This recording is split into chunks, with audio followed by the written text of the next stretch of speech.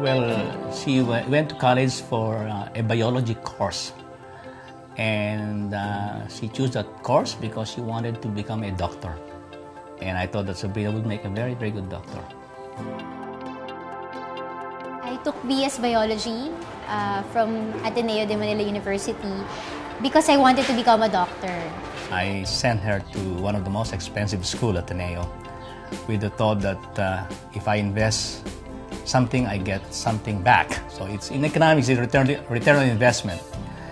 And so when she told me that she's going to be a teacher, and I said, "Are you serious?" The decision to go into teaching was very hard for me. Some doubts came to my mind that what is going to be her career path as a teacher.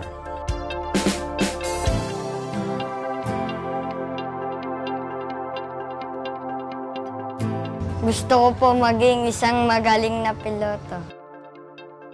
Si Ivan, madaldal din niya na bata, makwento, lagi niyang kinukwento kung ano yung nangyayari sa kanya sa everyday. Tapos sabi niya gusto niya maging piloto. Siyempre, alam natin na matatanda na medyo mataas ang kailangan mong pera para maiano mo yung pagkapiloto. So, ang sabi na lang namin mag-asawa, mag-aral ka mabuti, galingan mo, may mga scholarship kang pwedeng makuha. Yung kay Teacher Sab kasi, nakukwento lang niya na may bago daw silang teacher na magaling. Kung noon hindi niya kinukwento ang teacher, ngayon nagkukwento siya regarding sa teacher.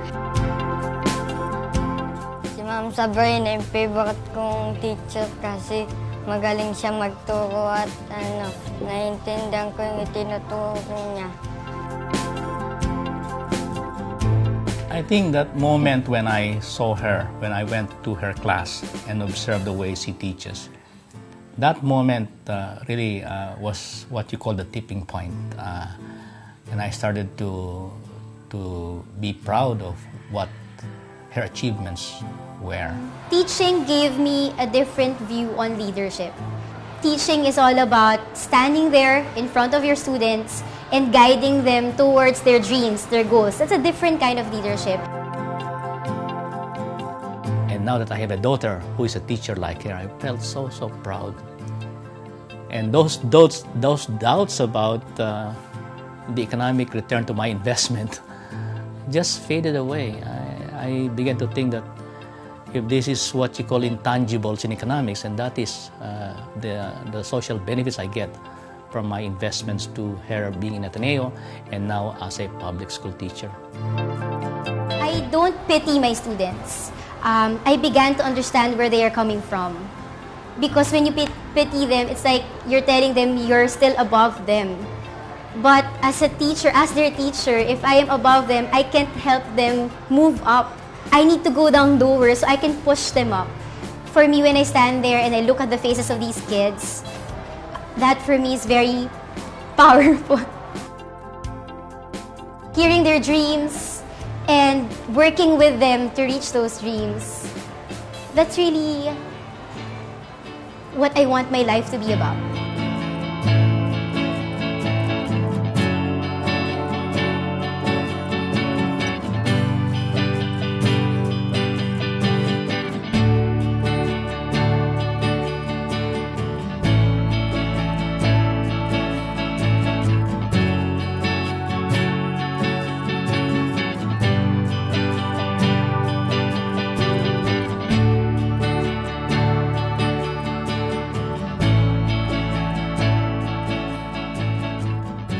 Education is very important. There is a strong correlation between education and development of a country.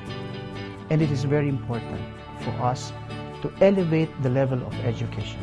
I think education is the foremost indicator of how a country will progress, particularly how the access to education is applicable to everyone in the nation, whether they're rich or poor, that the same quality of education is accessible to all. Any country that's planning forward, looking for success, is focusing on its educational base. I feel it should be the same way for the Philippines. To see Teach for the Philippines getting engaged, attracting young fellows, as they call them, leaders coming out of the university system, both in the Philippines and abroad, who want to give back to the Philippines and getting them engaged, I guess, in the educational system of the country, is just such an exciting initiative at this point in time.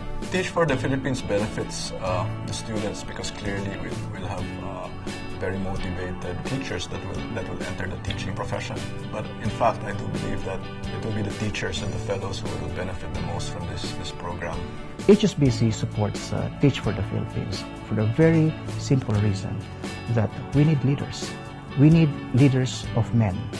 We need leaders who are able to withstand extreme stress. We've seen time and time again that young people who dedicate a couple of years at the beginning of their career to giving back to young students has led to them opening up avenues for themselves later on in so many exciting ways. Even myself as a professional, I think it would be exciting to find those people later on after they've given back to the country and find some way to bring them, certainly to the corporate sector, the kind of skills that they would pick up, the sense of giving back, the sense of commitment to a social development agenda and not just one of a profit agenda. I think that combination is very powerful when you see it in person.